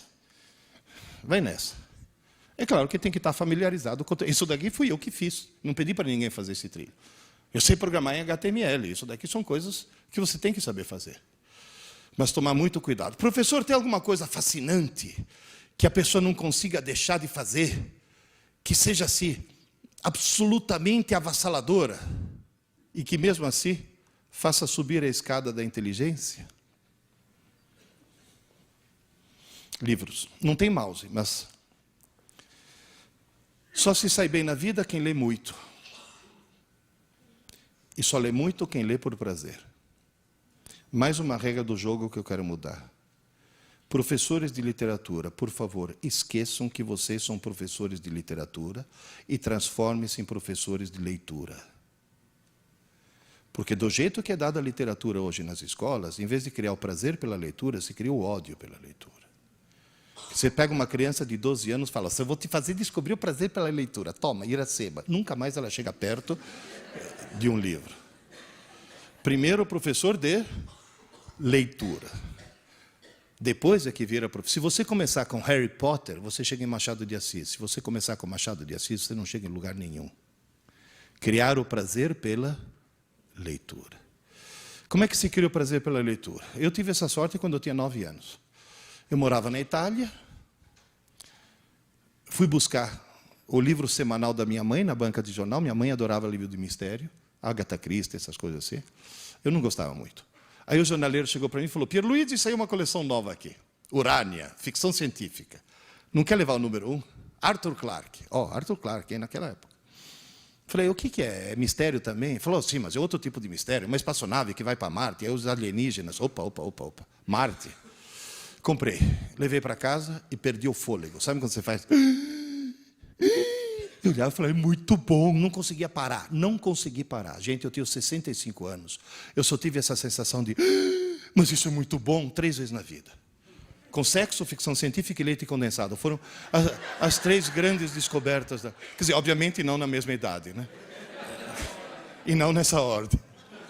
Moral da história, logo em seguida está comprando o número 2, número 3, número 4, número 5. A coleção ainda existe. Estou esperando chegar pelo correio número 1700 e pouco. Ninguém lê milhares e milhares de romances se não for por puro prazer. Mas tem que descobrir o prazer de ler. Aí, um belo dia, chegou um dos meus filhos, tinha 15 anos. Ô pai, estou muito preocupado. Eu falei, por que, Adriano? Pai, descobri que não é que eu não gosto de ler. Eu odeio ler. Falei, que bom, agora que está preocupado, sou eu. Pai, você lê muito, né? Falei, eu leio muito. Todas as minhas irmãs leem muito. Falei, todas as suas irmãs adoram ler. Todos os meus irmãos também leem. Todos os teus irmãos também leem. Pai, sou eu que não leio? Será que eu vou ficar burro? Eu falei, não, meu filho, você já é. Porque quem não lê, por definição, é uma besta. Inclusive, ele chegou e falou, mas eu já li um livro. Indicado pela escola. Depois eu fui ler. Olha, se fosse o primeiro livro da minha vida, eu era semi-analfabeto até hoje. Um livro horrível. Eu olhava para aquilo e falei, meu Deus, quem que escreveu isso? Só pode ser uma freira que fuma maconha, não tem outra explicação. Era um livro sobre as crises místico-religiosas de uma galinha. De uma galinha. No meio do livro, por uma escada de luz, descia o Arcanjo Galo. Eu falei, não, Arcanjo Galo não, é jogo duro, né? Falei, Adriano, não estou pedindo para você ler um livro, estou pedindo para você descobrir o prazer de ler. Ele falou, como? Eu falei, fácil. Foram escritos milhões de livros no mundo. Um foi escrito para você. Ele falou, qual? Eu falei, não sei. Como é que eu acho? Eu falei, simples. Comece a ler um livro qualquer. Está chato? Para e começa outro. Para, pai. Para. Porque a tua tarefa não é ler um livro, é descobrir o teu livro. Se está chato, não é teu livro. Começa outro. Está chato? Para. Começa outro. Está chato? Para. Começa outro. Está chato? Para. Falei, sabe qual é o perigo? Depois de você fazer isso 4, 5, 6 vezes, você vai ter a falsa sensação que todos os livros do mundo são chatos. Não é verdade. Continua, insista. Livro é que nem namorada. Está chata? Troca. Está chata? Troca. E realmente você andou trocando muito ultimamente. Moral da história. Acho que na 8ª tentativa ele achou Hobbit, do Tolkien. Pai, nunca achei que um livro pudesse ser divertido. Falei, está salvo. Porque nesse momento ele não achou um livro divertido. Ele achou que ler é divertido. É uma forma de lazer. Devorou Hobbit. Pai, a história continua. Eu falei, sim, O Senhor dos Anéis. Pai, compra para mim. Vocês imaginam a emoção de um pai que ouve seu filho semi-analfabeto pedir para comprar um livro? Entende? Foi uma... Achei. Olha, custei achar, sabe por quê? Porque nesse país abençoado por Deus, que tem menos livrarias do que na cidade de Buenos Aires, livro só fica na moda quando aparece o filme. Alguém já ouviu falar num filme intitulado Eu, Robô? Com Will Smith? Você sabe quando é que eu li esse livro, do Isaac Asimov? Faz 40 anos. 40 anos. E ninguém leu. Eu chegava para os meus colegas do ângulo, leia, Eu, Robô. Que isso, autobiografia do Maluf? Não, é um livro de ficção fantástico, meu Deus do céu. Bom, moral da história. Ele devorou 1.200 páginas. Pai, tem mais alguma coisa no gênero? Falei, que tal a história do Rei Arthur, Mago Merlin, Cavaleiros da Távola Redonda? 4 volumes das Brumas de Avalon. Alguém leu aqui? Devorou. Pai, tem mais alguma coisa no gênero? Eu falei, Adriano, vamos mudar de gênero, senão daqui a pouco vira feiticeiro, né? Daqui a pouco eu vou ter um Gandalf andando de cajado pela casa, né? As Aventuras Completas de Sherlock Holmes, lembra desse? Tijolão desse tamanho, devorou. Bom, para encurtar a história, hoje, essa peça que está aqui, ele lê fluentemente em português, italiano, espanhol, francês, inglês, está começando alemão, pelo menos você foi para Frankfurt, serviu para alguma coisa. É formado em administração de empresas e virou diretor de uma editora. Tamanho amor que ele pegou pelos livros. Livro muda muito as pessoas, muda demais as pessoas. Uma professora de literatura de Santa Cruz do Rio Pardo chegou para mim e falou, professor, eu sou professora de literatura e adoro ler. Quase que eu falei, ainda bem, né, filha, você está na profissão certa.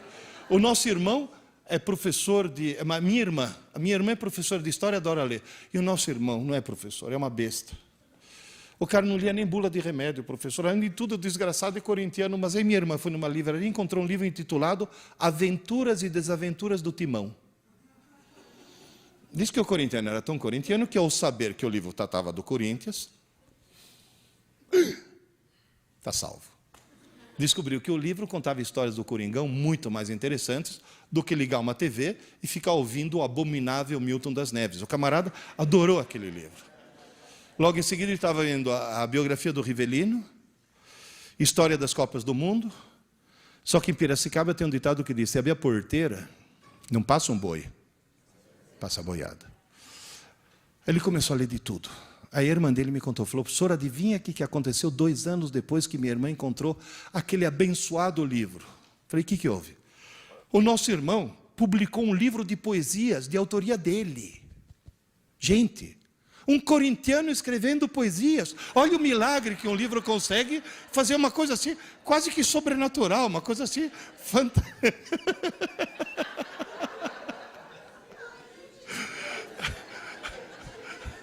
Moral da história, só para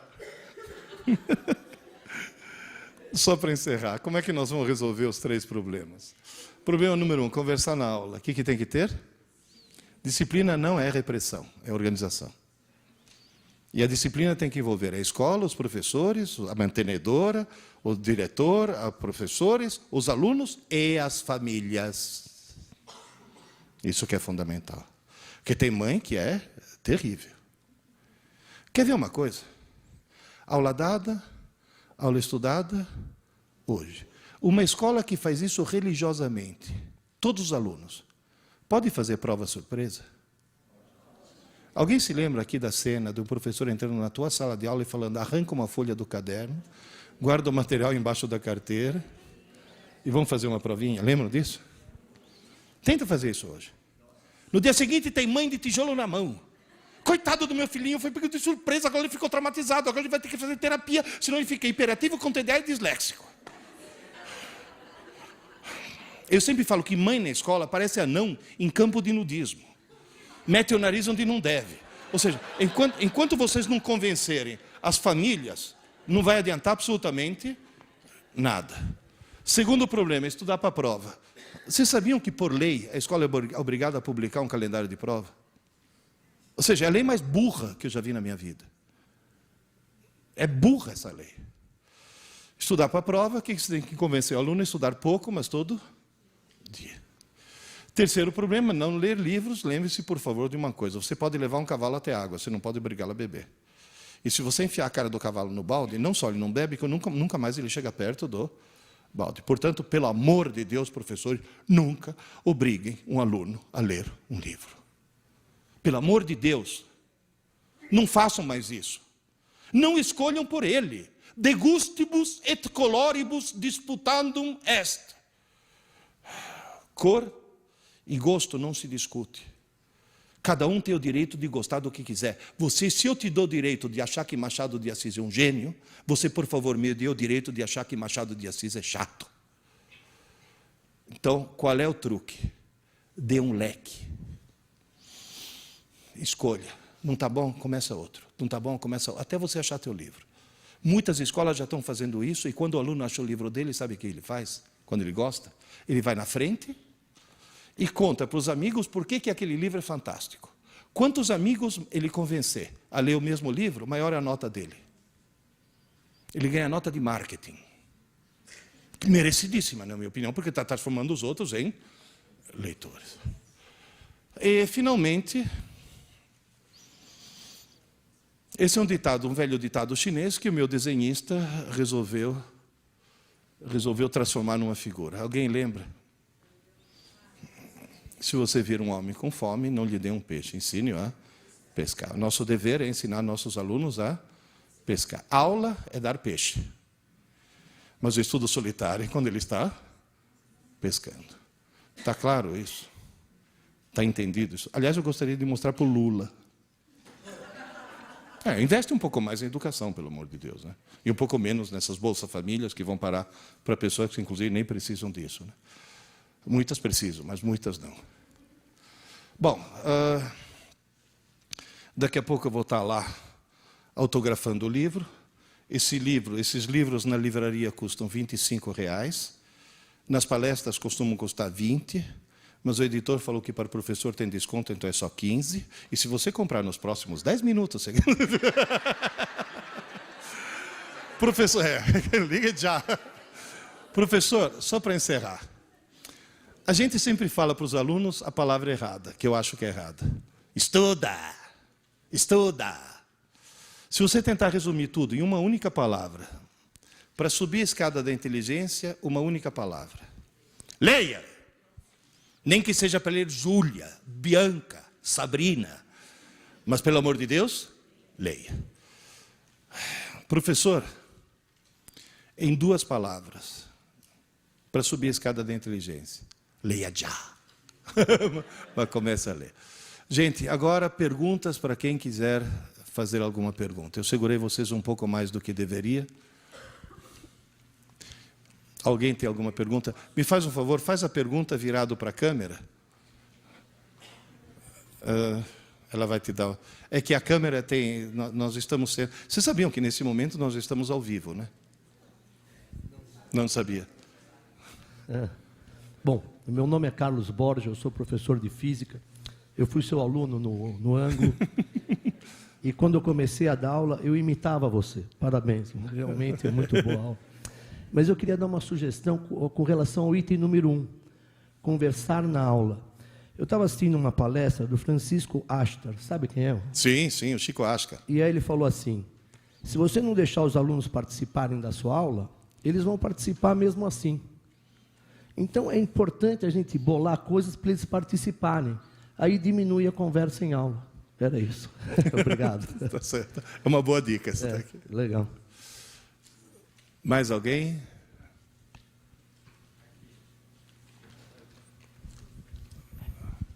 Boa tarde, professor. Prazer assistir a tua palestra, muito boa. Meu nome é Antônio Carlos Grande. Tem que virar para o outro lado, não é? Isso. Então, desculpem. E a pergunta é a seguinte. Nós temos hoje em dia essa bendita, né, dessa bolsa, auxílio que o governo dá, que eu acho que nós estamos criando um povo cada vez mais fraco, que cada vez mais nós temos um paternalismo em cima disso. E isso acontece também no ensino, não é verdade? Por exemplo, o que o senhor acha das cotas, as benditas cotas? Obrigado. Eu tive uma discussão na televisão sobre cotas. Aliás, foi no programa da Adriane Galisteu. E eu sou completamente contra as cotas por um motivo muito simples, porque eu sou absolutamente contrário ao racismo. Acho que um dos cânceres que nós temos, culturais que nós temos no Brasil, é o racismo. Nós somos um país muito, muito racista ainda, muito preconceituoso. E fazer cotas para negros, ou não interessa para quem, é uma forma de racismo, porque você está pressupondo que o cara seja um ser inferior, quando na realidade não é. Então, essa história de cotas é um negócio... É o governo tentando consertar, no fim do processo, uma coisa que começou errada no começo. Então, em vez de tentar consertar no começo, fazer uma escola pública de excelente qualidade, como existia 50 anos atrás, na realidade, estão tentando consertar o que está de errado lá para o fim. Isso não quer dizer que os alunos cotistas não tenham até um bom desempenho, porque lá pelas tantas, quando o cara tem boa vontade, o camarada consegue se superar, consegue superar as dificuldades. Mas, na realidade, acho que... Eu vou até dar um exemplo. No meu primeiro casamento, eu tive 2 filhas. Ele é filho do segundo casamento. Eu estou no 4º casamento. É claro, ficou chata, eu troco. Agora, na realidade, no meu primeiro casamento, eu tive 2 filhas, a Carla e a Luísa. A Carla é morena, bem morena, que inclusive a mãe dela tinha muito sangue índio, e a Luísa parece uma sueca. É loira de olho azul. Então, se fosse requerer cotas, uma conseguiria, outra não, e as 2 são filhas do mesmo pai, da mesma mãe. É uma coisa assim absolutamente sem sentido. E lembre-se, por favor, de uma coisa. Nós somos um país racista. Esse é um dos males que nós temos que combater. Posso dar um exemplo rápido? Eu adoro ficção científica, deu para perceber, né?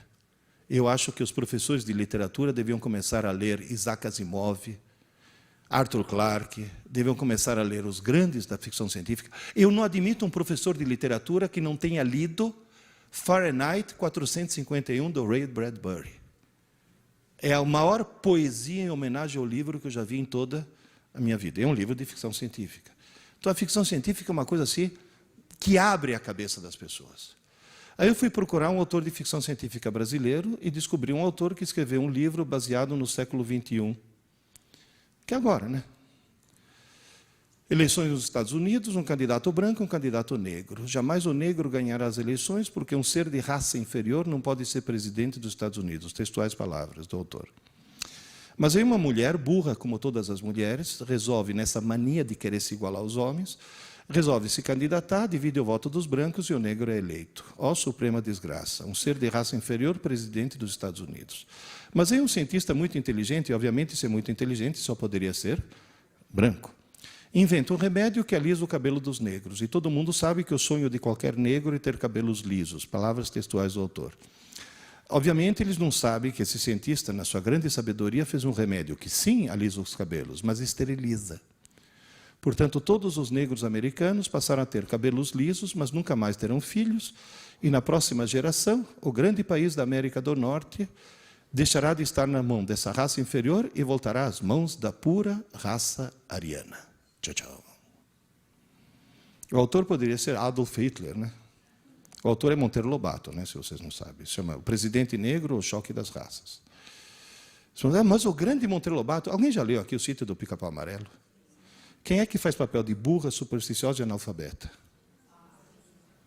A tia Anastácia, na melhor das hipóteses, porque normalmente ela é tratada como a negra beiçuda.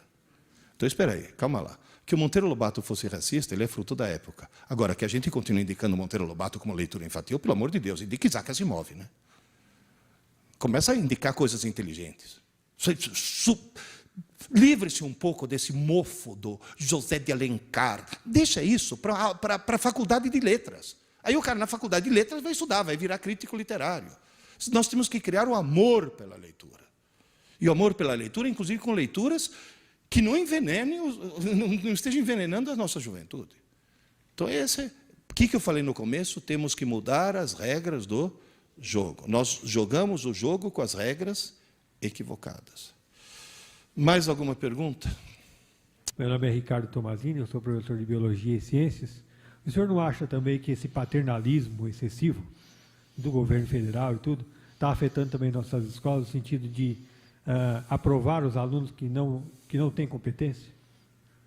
Eu acho que sim. Acho que essa história de não existir reprovação, eu não chamaria de reprovação, mas esse paternalismo excessivo, simplesmente, como disse o nosso amigo aí, nós estamos criando uma geração de fracos, de gente que não consegue mais lutar, não consegue ir mais atrás de um ideal, de gente que está mais acostumada a receber as coisas de mão beijada, em vez de conquistar essas coisas. E está muita coisa equivocada. Por exemplo, eu ouço sempre o governo federal falando em inclusão digital, inclusão digital, inclusão digital. Quem aqui está em escola pública já viu o que aconteceu com o laboratório de informática, né? Virou Lan House. Virou LAN house. Eles entram lá para entrar no MSN, para jogar videogame. Que raio de inclusão digital é essa? Nós temos que ter uma inclusão cultural. Inclusão digital não funciona, acho que só funciona em exame de próstata. Na realidade, nós temos que ter uma inclusão cultural, meu Deus do céu. Tá certo? E depois aí que vem o computador e a gente faz. Olha, esse paternalismo realmente é o paternalismo que faz com que um cruel assassino de 16 anos não possa ser preso. Entendeu? Mesmo, ai, coitadinha de menor. Pelo amor de Deus, né? Mas inclusive, muitas dessas regras foram estabelecidas por pessoas que dizem o que fazer dentro de uma sala de aula e jamais seguraram um pedaço de giz na mão. Esse que é o grande problema. E até tem uma teoria, uma proposta. Fechar todos os cursos de graduação de pedagogia. Atenção, não se assustem. Não existir graduação em pedagogia. Existir, isso sim, pós-graduação em pedagogia. E só seria admitido nessa pós-graduação alguém que tenha de carteira assinada comprovadamente 5 anos de sala de aula como professor. O cara passou 5 anos com o giz na mão, aí é que ele vai fazer pedagogia. Porque tem muita gente que dá palpite sem nunca ter estado dentro de uma sala. Ah, não, o aluno tem que fazer... Você sabe o aluno como é? Você já entrou lá? Tem cara aqui que tem que pedir para o aluno tirar o revólver e deixar na porta. Cara de escola pública. Eu tenho um amigo meu que tem uma mesinha na porta e como ele é muito querido para os alunos, eles fazem o favor de deixar os revólveres em cima da mesinha, meu Deus do céu. Então tem que ter a vivência mesmo da coisa. Mais alguma pergunta ou podemos encerrar? Diga. Olha, o ideal, quer que eu te diga uma coisa? Ideal, bom, em primeiro lugar, se ele está lendo, deixa ele ler em qualquer idioma.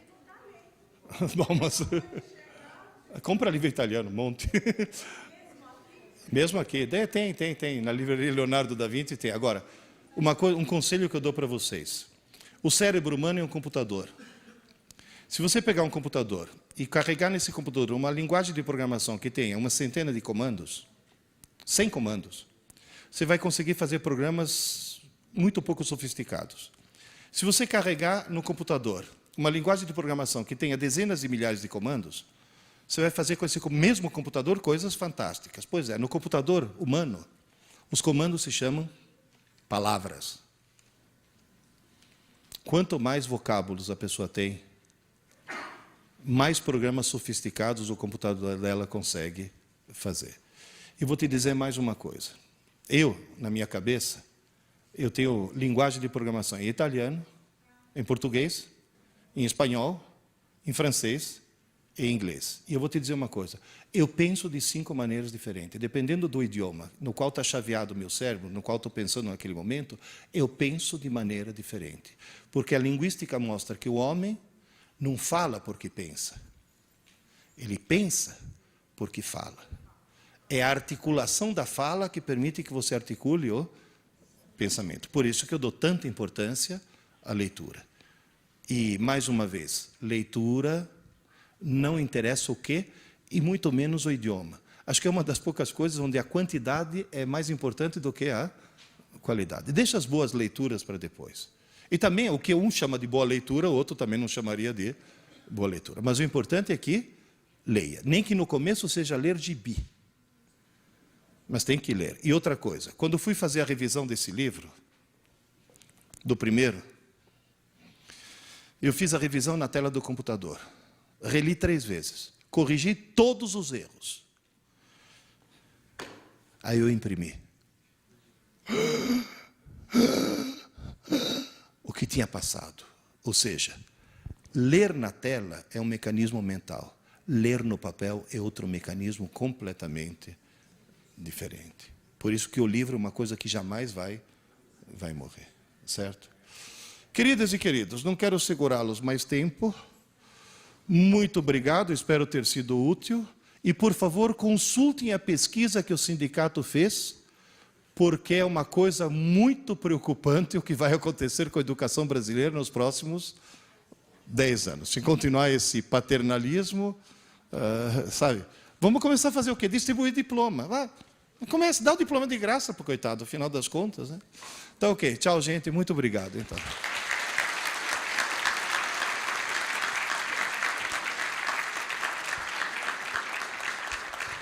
Vou agradecer a presença do Pierre novamente. Ao sair na mão esquerda, pelo que eu estou entendendo aqui, o café, o livro que ele vai lançar está por aí. Essa obra de arte, deixa aqui agora mais fácil. Essa obra de arte que está aqui é da nossa diretora Maria Elizabeth Vespoli, e eu vou confessar a vocês que é uma coisa que eu achei, quando eu recebi o primeiro, né, pela minha função, né, tá certo? Eu achei o presente nosso mesmo de verdade. Só que parece, pelo que eu estou entendendo, confirme aí, é verdade, só no dia 30 a maçãzinha, tá bom? Então, não, a gente troca de maçã. Então, obrigado e boa tarde e bom dia dos professores. Até logo.